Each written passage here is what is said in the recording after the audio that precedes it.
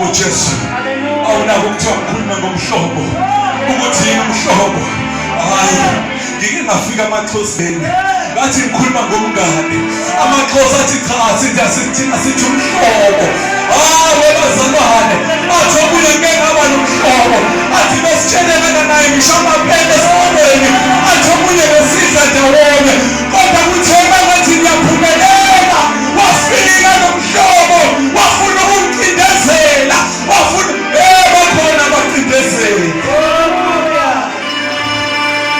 Nakuyona le ndawo yaseMchumane bakhona abangayifuni impumelelo. Lalela, nakule ndawo yaseMchumane bakhona abangakuthandi, abaqoka igama likaJesu, abathenge khona ukuthi izinto zakho ngathi zihamba kahle. Akusiwo amandla akho, amandla asezulwini.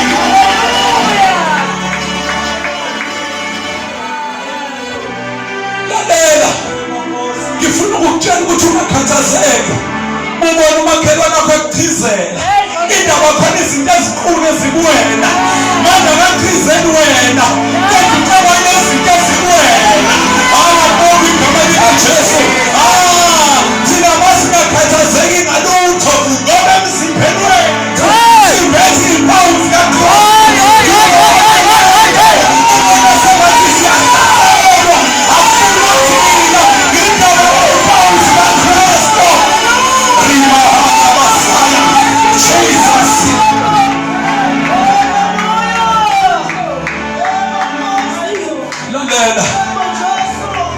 Wena ngoba bakufanele ngabe kade wafa, kodwa bathi becabanga ukuthi kuphelile ngawe, babona